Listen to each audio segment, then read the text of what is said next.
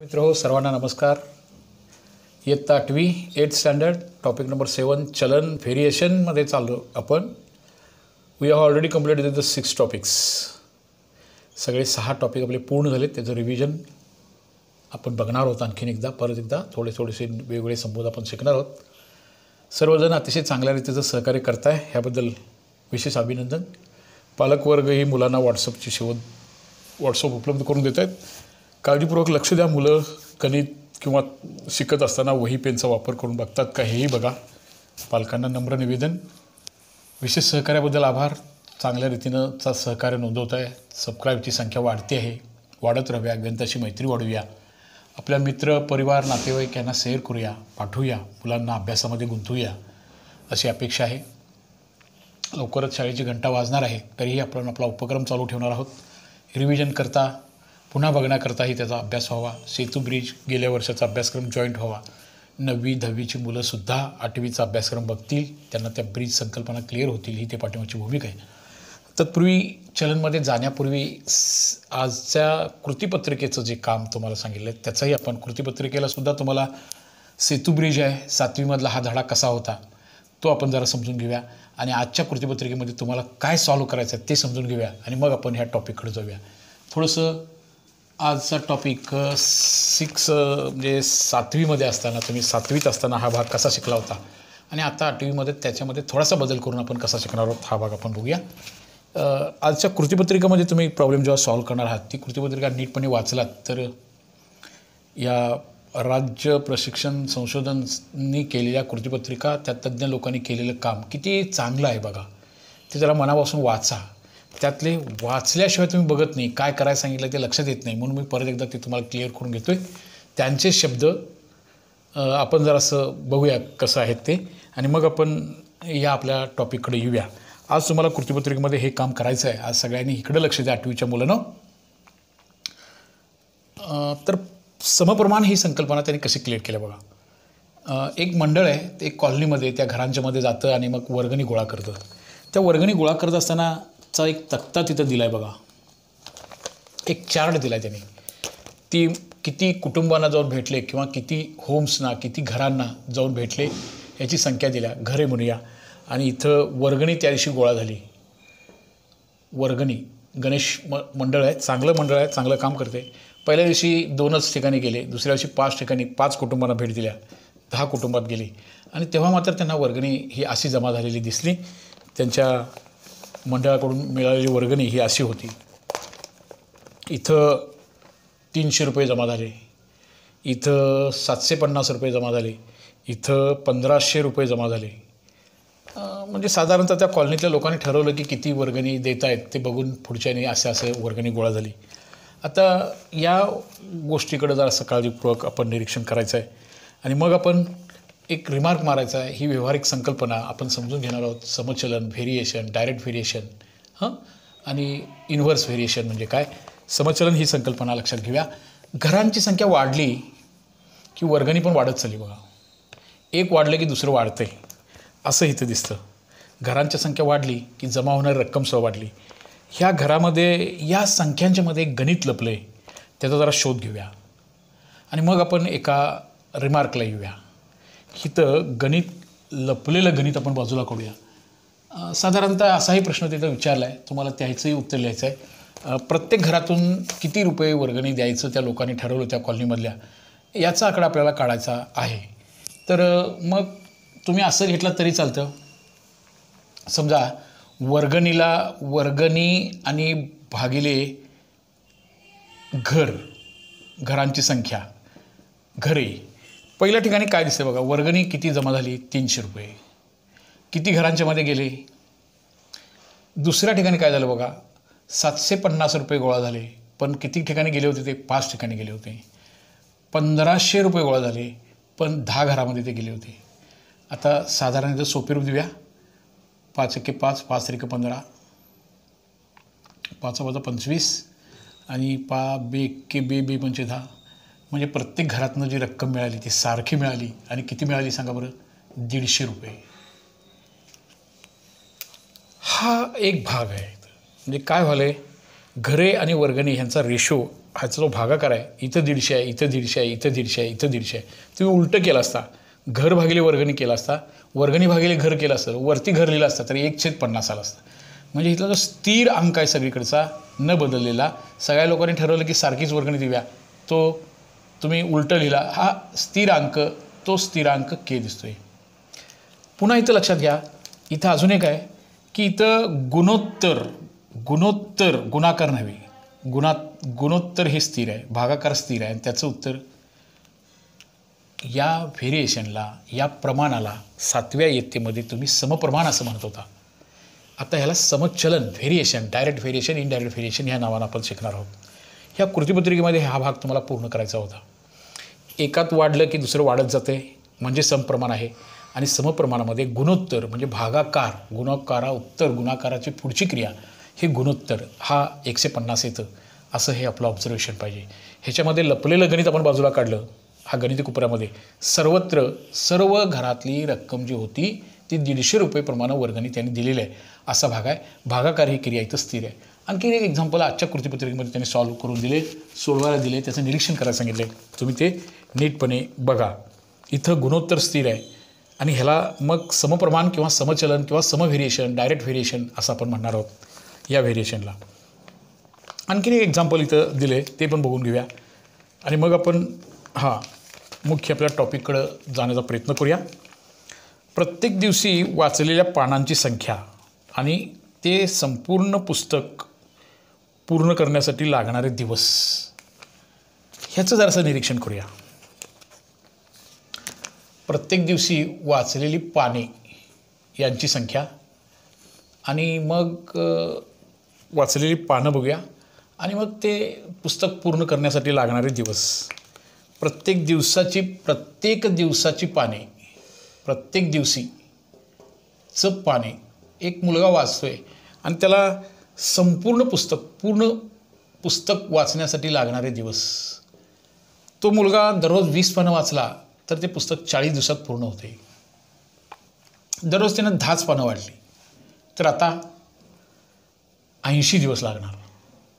आणि 5 पानं वाचायला ठरला, दररोज 5च पानं वाचतोय, झोपी जातोय, तर तेव्हा त्याला आता याचं पानं लागल्यात 160. आता ह्याही सारणीचं निरीक्षण करा आणि मग इथं ह्या दोन्ही सारणींची तुलना करूया आणि मग आपण ही संकल्पना 7व्या इयत्तेमधली अशी होती आणि याचं रिलेशन 8व्या इयत्तेशी कसं आहे हा भाग आपण बघत जाऊया. इथं काय झालं, घरांची संख्या वाढली, वर्गणी वाढत गेली. इथं पानांची संख्या कमी झाली, दिवसांची संख्या कमी झाली का, किंवा खालून वर चला वाढवत जाऊया असं 5, 10, 15, 5, 10, 20 असं वाढलं बघा, किंवा हे कमी केलं, हे वाढत गेलं की हे पण वाढलं, वाढ, हे कमी होत गेलं, हे वरून खाली गेलो कमी होत गेलं तर हे पण कमी होत गेलं, हे कमी होत गेलं कमी, पण हे काय झालं बघा आता वाढ झाली. हे कसं आपण जाऊ ना तसं वाढत गेलं. एक वाढलं की दुसरं पण वाढते, एक कमी केलं की दुसरं पण कमी होते. याला म्हणायचं समप्रमाण, समव्हेरिएशन, डायरेक्ट व्हेरिएशन. इथं मात्र एक कमी झालं की दुसरं वाढाले बघा. मग याच्यामध्ये लपलेलं गणित पण आपण बाजूला काढूया. इथं काय लपलं आहे बघा. इथं घर आणि वर्गणीचा भागाकार दिसतोय, तर इथं पुस्तकाची पाने किती असतील ते पुस्तक, तो एक मुलगा एका पुस्तकाची दररोज 20 पाने वाचतो, 40 दिवसात पुस्तक पूर्ण होतं, तर त्याला पुस्तकातल्या पानांची संख्या किती पेजेसचं ते पुस्तक आहे सांगा बघूया काय उत्तर काढणार. इथं कसा प्रश्न लपलेलं गणित काय बाजूला काढलं आपण. याच्यामध्ये लपलेलं गणित असं होतं की इथं प्रत्येक लोकांनी त्या कुटुंबानं किती रुपये वर्गणी द्यायचं ठरवलं, त्याचं उत्तर 150 आलं. सगळ्या घरामध्ये ते स्थिर होतं. तसं इथं सुद्धा एक स्थिर आहे. कुठलं बघा, पुस्तकाची पाने बदलणार नाहीत, ती स्थिर आहेत. बघा बरं पुस्तकाची पाने किती असणार. 4 जुनी 8, 2 0 आहे तसं, 8 एक्के 8, 2 0 आहे तसं, आणि 16 85 इथं आहे तसं. इथं एक गोष्ट लपलेल्या गणितामध्ये, इथं मात्र दोनांचं गुणोत्तर सारखं आलं होतं, स्थिर होतं. इथं मात्र 20 गुणिले 40 बरोबर 10 गुणिले 80 बरोबर ह्याचा बरोबर किती येणार सांगा आता. हे 160 गुणिले 5. इथं गुणाकार स्थिर आहे, गुणाकार स्थिर आहे. आणि दुसरा महत्त्वाचा बदल इथं असा होता, इथं भागाकार स्थिर होता, पण एक वाढलं की दुसरं वाढत होतं. एक कमी झालं की दुसरं पण कमी होते. बघा, एक कमी झालं की दुसरं पण कमी होते, एक कमी झालं की दुसरं वाढतंय. इथं मात्र व्यस्त प्रमाण म्हणायचं, ह्याला म्हणायचं व्यस्त चलन किंवा व्यस्त प्रमाण. व्यस्त प्रमाण आणि गुणाकार स्थिर यांच्यामधलं रिलेशन बघा. आता जेव्हा त्या सारणीच्यामध्ये गुणाकार स्थिर असतो तेव्हा त्याच्यामध्ये व्यस्त प्रमाण असतं. व्यस्त प्रमाण म्हणजे काय, ही संकल्पना 7व्या इयत्तेमध्ये तुम्हाला अशी पूर्ण करायची होती. एक वाढलं की दुसरं वाढते, खालून वर चला, कमी कमी करत चला, पैसे पण कमी कमी होतात. एक कमी झालं की दुसरं वाढत जाते, एक वाढवत जावा, दुसरं कमी होत जाते. बघा, व्यस्त. सम म्हणजे काय, एक वाढलं दुसरं वाढते, एक कमी झालं की दुसरं वाढत चालले, असं ह्याला म्हणायचं व्यस्त. दोन्ही पण वाढत जाणे, सम. एक वाढलं दुसरं वाढत जातं, कमी कमी कमी व्हायला दोन्ही कमी होणार, ह्याला म्हणायचं सम. एक वाढत जाते, एक कमी होत जाते. पानांची संख्या वाढत गेली, कमी व्हायला लागली. पानांची संख्या, पुस्तकाच्या पानांची संख्या जर असं खाली खाली कमी कमी कमी होत चालली तर पुस्तकांची लागणारे दिवस वाढत वाढत वाढत चालले. हे व्यस्त. आणि हे दोन्ही वाढणं ह्याला म्हणायचं सम. सम खालीवरती, एक वाढलं की दुसरं कमी होते, हे व्यस्त. हे निरीक्षण होतं तुमचं. ह्यातून शिकण्याचं काय होतं, मग ओळखायचं कसं. दिलेल्या सारणीमधलं जर भागाकार स्थिर असेल तर ते चलन समचलन, समप्रमाण हा 7वीमधला संबंध होता. आणि एक वाढलं की दुसरं कमी होतंय, एक कमी झालं की दुसरं वाढतंय, हे व्यस्त म्हणायचं. त्या सारणीमध्ये मात्र इथं गुणाकार स्थिर आहे. ज्या सारणीमध्ये गुणाकार स्थिर असतो ते व्यस्त प्रमाण असतं, आणि ज्याच्यामध्ये भागाकार प्रमाण असतो, भागाकार समान असतो, ते सम असतं. भागाकार समान अशा ह्या 7व्या इयत्तेमधल्या आजच्या कृतीपुस्तिकेमध्ये तुमचं जे काम आहे, आजचं जे सोडवायला दिले बघा सगळ्यांच्या आजच्या दिवसामध्ये, हे तुम्हाला बघायचं होतं. आलं लक्षात सगळ्यांच्या. समप्रमाण व्यस्त प्रमाण ही संकल्पना कळाली का. बघा, एक वाढलं की दुसरं वाढते, भागाकार स्थिर. एक कमी झालं की दुसरं वाढते, व्यस्त. गुणाकार स्थिर ही संकल्पना तुमच्या लक्षात आली काय बघा. हां, आता अजून एक उदाहरण म्हणून दिलं आहे आणि त्याच्यावरची स्वाध्याय पण दिला, याचं असं काम आहे. आता समजा की मी एक गाडीमध्ये माझ्या 2 लिटर पेट्रोल टाकलो आणि मी 120 किलोमीटर गेलो. समजा मी 4 लिटर पेट्रोल टाकलं तर 240 अंतर जाणार. कसलं प्रमाण म्हणायचं, एक वाढलं की दुसरं वाढते, समप्रमाण. हे व्यवहारामधली उदाहरणं. समजा एखादी इमारत बांधायची आहे, तुमच्याच घराचं बांधकाम तुम्हाला करायचं आहे. समजा पप्पानी एक 50 कामगारांना बोलवलं आणि इमारत तुमची 60 दिवसात पूर्ण झाली, तर 50च्या ऐवजी काही कारणास्तव 25च कामगार यायला लागले, तर आता इमारत 60 दिवसात पूर्ण होईल का. आता जास्त दिवस लागतील. एक कमी झालं की दुसरं वाढणार. कामगारांची संख्या वाढवली तर कमी दिवसात बांधकाम पूर्ण होईल. इथं मात्र व्यस्त प्रमाण आहे. या व्यावहारिक कल्पना, एकात वाढ आणि दुसऱ्यात घट होणे, एकात घट झाली की दुसऱ्यात पण वाढ होणे, ही संकल्पना आपल्या व्यवहारामधल्या संकल्पना आहेत आणि ह्या आपण समजून घ्यायच्या होत्या. ह्याची काही उदाहरणं तिथं दिलेत तुमच्या कृतीपुस्तिकेमध्ये, ती पण तुम्ही नीटपणे बघणार आहात. सगळेजण बघाल अशी अपेक्षा आहे. त्यानंतर 1-2 गणितं पण तुम्हाला पूर्ण करायला सांगितलेत. ती गणितं सहज कशी पूर्ण करूया, तुम्ही कशी आकडेमोड करून ते गणित सोडणार आहात, आणि 8व्या इयत्तेमध्ये तो भाग आपण कसा समजून घेणार आहोत. थोडंसं सेतुब्रिजचा हेतूही पूर्ण होऊ द्या आणि आपल्याला नवीन गणित, नवीन इयत्तेमधलं स्टँडर्डलायझेशन पण शिकूया. सेतुब्रिज आपण आपल्या संपर्कामध्ये सध्या नाही आहोत. टीचर्स, शिक्षक, शाळा यापासून दूर आहोत. हे ब्रिज पूल जोडतोय आपण. 7व्या इयत्ते आणि 8व्या इयत्तेमधला गॅप ह्या जोडण्यासाठी हा अट्टहास आहे, तो पण समजून घ्यायचा आहे. आणि नवीन इयत्तेमध्ये काय शिकायचं आहे तोही सहसंबंध आपण जोडून घेणार आहोत. लक्षात आलं. परत एकदा बघा, एक कमी दुसरं वाढलं तर व्यस्त.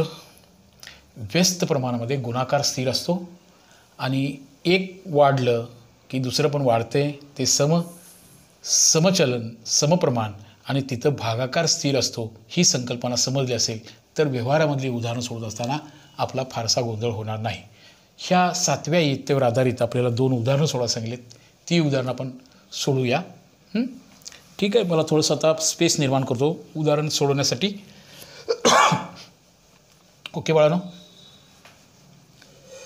हां, व्यस्त प्रमाण, समप्रमाण, एकात वाढ दुसऱ्यात घट, घट होणे, वाढ होणे, गुणाकार स्थिर राहणे, भागाकार स्थिर असणे, याची ओळख 7व्या इयत्तेमध्ये होती आणि ते आता परत नवीन आपण करून घेतोय. आणि 7व्या इयत्तेमध्ये थोडीशी गडबडीत झाला असेल किंवा एखादा भाग राहिला असेल तर तो अधिक चांगल्या रीतीने तुमच्यापर्यंत पोहोचावा, तर 8वीमध्ये शिकताना त्याची मजा घेता येईल. बरोबर आहे.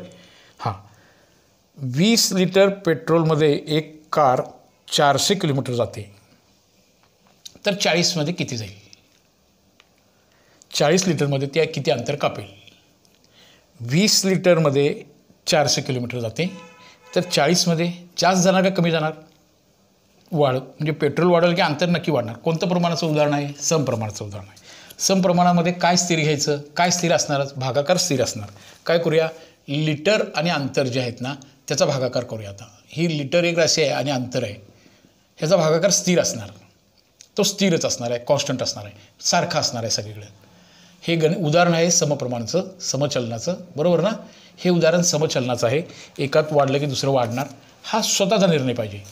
पहिल्यामध्ये काय सांगितलं बघा, 20 लिटर पेट्रोल टाकलं की ती कारनं अंतर 400 कापणार आहे. तर 40 लिटर अंतर कापला, 40 लिटर पेट्रोल टाकलं तर किती अंतर जाईल? पण एवढं लक्षात घ्या की ह्याचा जे रेशो आहे, हा भागाकार आहे, तो स्थिर असणार, कारण हे उदाहरण आहे ते समचलनाचं आहे. आता हे गणित तुम्ही सोडवा. तोंडी उत्तर कोण सांगते? 20मध्ये 400 तर 40मध्ये 800. गणिताच्या पद्धतीने बघूया आपल्याला. 20x बरोबर 40 गुणिले 400, x बरोबर 40 गुणिले 400 भागिले 20. हे शून्य जाऊ दे, हे शून्य जाऊ दे. बे एक्के बे, बे दोन्ही 4, 0 0. बोला. 20 लिटरमध्ये 4 दोन्ही 8 आणि 2 शून्य आहेत तसे देणार. 800 किलोमीटर. सोपं उत्तर होतं. 20 लिटरमध्ये 400 किलोमीटर अंतर जाते, तर 40 लिटरमध्ये ती कार 800 किलोमीटर जाईल. लक्षात आलं? ह्या लिटर आणि मधलं असणारं समचलमान, समप्रमाण, समचलन म्हणजे भागाकार स्थिर, यावर हे आपल्याला गणित सोडायचं होतं. आलं लक्षात सगळ्यांच्या? एक बांधकाम 40 मजूर, अजून एक उदाहरण दिले ते तुम्हाला पूर्ण करायचं. तिथं एक बांधकाम 40 मजूर असले तर 60 दिवसात ते काम पूर्ण झालं. तेच बांधकाम काही कारणास्तव काही मजूर गैरहजर राहिले आणि 24च मजूर आले, तर आता ते बांधकाम किती दिवसात पूर्ण होईल? एक बांधकाम आहे, ते बांधकाम, एक इमारतीचं बांधकाम 40 दिवसामध्ये पूर्ण होतं. 40 मजूर 40 आहेत. मजूर इथं घेतो, मजूर आणि दिवस. प्रश्न असा आहे, 40 मजूर असले तर ते बांधकाम 60 दिवसात पूर्ण होतं. काही कारणास्तव काही कामगार येऊ शकले नाहीत, तर आता 24च जर कामगार आले तर ते बांधकाम किती दिवसात पूर्ण होईल असा प्रश्न आहे. एक सांगा, मजुरांची संख्या कमी झाली, बांधकामाचे दिवस कमी होणार का वाढणार? मजूर कमी झाल्यानंतर बांधकामासाठी लागणारे दिवस कमी झाले की एकात वाढ होणार. तसंच एक कामाचा भाग आहे. कोणतं प्रमाण आहे? व्यस्त प्रमाण आहे. व्यस्त प्रमाणामध्ये आपण काय शिकलो सांगा? इथं त्या दोन राशींचा गुणाकार सारखा असतो. हे बघा, 20 लिटर 40 किलोमीटर, तर हे असं भागाकार स्थिर असतो. इथं मात्र आता गुणाकार स्थिर घ्यायचा आहे. हे बघा, हा गुणाकार स्थिर. 40 कामगार 60 दिवस, 24 कामगार किती दिवस, ह्यांचा गुणाकार सारखा असणार. जे उदाहरण आपण कशाचं? व्यस्तांचं असतं. एकात वाढ झाल्यानंतर दुसरं कमी होणार आहे, एक कमी झाल्यानंतर दुसरं वाढणार आहे, त्याला व्यस्त प्रमाण म्हणतात. व्यस्त प्रमाणामध्ये त्या राशींचा गुणाकार सारखा असतो, या राशींचा गुणाकार सारखा असतो. हे असं करणार आहात तुम्ही. नंतर राहू द्या असं 40 गुणिले 60, गुणाकार करायची काही गरज नाही, किंवा केला असता तर काय बिघडणार नाही. ठीक आहे, करूया. साइन चौक 24 भागिले किती करूया सांगा? 24. 24 एक्के 24, 24 एक्के 24. किती दिवस लागणार? 100 दिवस लागणार. पण लक्षात घ्या, तुम्ही स्वतः काय विचार करणार आहात, ते उदाहरण समचलनाचं आहे की व्यस्त चलनाचं आहे, हा निर्णय तुमचा असायला पाहिजे. बरोबर ना? अशा शाब्दिक उदाहरणांच्यामध्ये, व्यावहारिक उदाहरणांच्यामध्ये गाडीमध्ये पेट्रोल वाढलं की किलोमीटर वाढणार म्हणजे समचलन आहे. बांधकाम मजुरांची संख्या वाढली कमी झाली तर लागणारे दिवस हे जास्त लागणार, हे व्यस्त चलन आहे. व्यस्त प्रमाण किंवा व्यस्त चलनामध्ये गुणाकार स्थिर असतो ही संकल्पना स्पष्ट करून घ्यायची आहे. आणि समचलनामध्ये समप्रमाणामध्ये भागाकार स्थिर असतो. इथं कन्फ्युजन नको. या व्यावहारिक संकल्पना आहेत तर आपलं गणित मजबूत पायावरती उभा राहील, हे कळून घ्या. गुणाकार स्थिर व्यस्त चलन, भागाकार स्थिर समचलन समप्रमाण, ह्याचा आधार घेऊन आपल्याला ह्या 7वी मधल्या ह्या कृती तुम्हाला आजच्या अभ्यासामध्ये आजच्या कामामध्ये सोडवायच्या आहेत. जरा 7वीतला ब्रिज कोर्स 8वी करता जास्ती घ्यावा असं मुलांसाठी पालकांचं काही सजेशन आलं आहे आणि बरोबर पण आहे, मलाही ते मान्य आहे. 7वीतले संबोध अनक्लिअर आहेत, थोडेसे घाई गडबडीत झालं आहे. थोडंसं 2-3 महिन्यामध्ये 3-4 महिन्यामध्ये आपला अभ्यासक्रम पूर्ण झालेला आहे. काही ठिकाणी तर शाळाच भरली नाही ना, अशा वेळेला आपण ते जरा सखोल पद्धतीनं आता इथून पुढचं गणित आपण घेणार आहोत. कृतीपुस्तिकेला अटॅच असणारा भाग 7वीचा पूर्ण भाग, कारण 8वीचा फारसा भाग आता पहिल्या टर्मकरता फारसे सिलेबस आपण 7व्या प्रकरणात आलो आहे. उजळणीही आपल्याला बऱ्यापैकी घ्यायची आहे आणि हे असं आजचं काम तुमचं आजच्या कृतीपत्रिकेला मदत म्हणून, थोडीशी मदत म्हणून आपण हे काम पूर्ण करून घेतलं आहे. चला तर मग आता इयत्ता 8वीचं आणि ह्या व्हेरिएशन चलनमध्ये जाऊया आपण. आता हेच प्रमाण हा शब्द समप्रमाण व्यस्त प्रमाणच्या ऐवजी समचलन व्यस्त चलन ह्या नावानं आपण हीच संकल्पना पुढे नेणार आहोत. याचा आपण वापर करून व्हेरिएशन चलन व्यावहारिक शब्द आहे. समचलन व्यस्त चलन समप्रमाण व्यस्त प्रमाण हा 7व्या इयत्तेतला उजळणी भाग आपल्याला 8वीचं लर्निंगसाठी निश्चितपणे उपयोगी पडणार आहे. हां, तुम्ही 8वीचं पुस्तक ओपन करून 8वीची संकल्पना डोळ्यासमोर ठेवून 7वी क्लिअर करायचं आहे. आता त्यासाठी मदत म्हणून आपण हे केले आणि हे आपण 45 दिवस हा जो उपक्रम आहे तो सुरूच राहणार आहे. प्रत्येक संकल्पना अधिक चांगल्या रीतीने तुमच्यासमोर क्लिअर करण्याचा प्रयत्न राहणार आहे.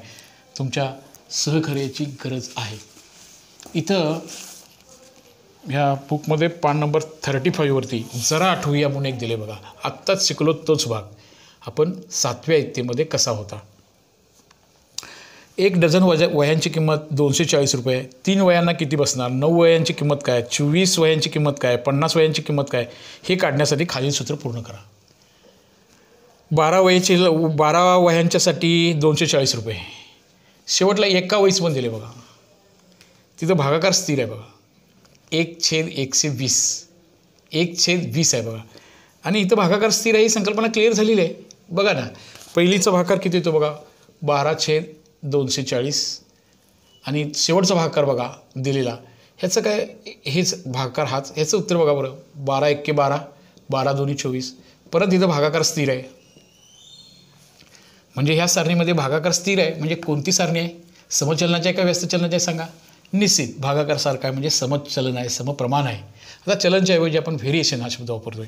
हां, तर बाकीचा तक्ता पूर्ण करा. आता 3 वह्यांना किती रुपये देणार? एका वहीला 20 रुपये देणार. 3 वहींना किती रुपये देणार? 60 रुपये देणार. 9 वह्यांना किती देणार? 180 रुपये देणार. 50 वहींचं काढा, 24 वहींचं काढा. कशानं गुणणार आहात तुम्ही? 20नं गुणणार आहात आणि ते कोष्टक पूर्ण करणार आहात. हा जो भाग होता हा 7वी से रिलेटेड भाग हा या टॉपिकमध्ये असा दिला होता. मग त्याचं गुणोत्तर स्थिर आहे हे होतं. आणि आता थोडीशी ओळख या धड्याची. व्हेरिएशन, समचलन, डायरेक्ट व्हेरिएशन हे चिन्हामध्ये कसं शिकायचं, मग त्याच्यातलं स्थिरपद कसं मांडायचं, ह्या संबोध हा पहिल्या भागामध्ये शिकायचा होता आपल्याला. डायरेक्ट व्हेरिएशनला सुरू करण्याचं आजचं फक्त त्याची जस्ट पार्श्वभूमी बघूया आणि मग आपण पुढे जाऊया. समचलन एक्स हे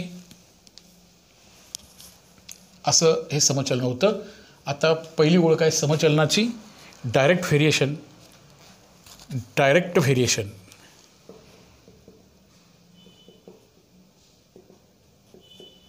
समचलन.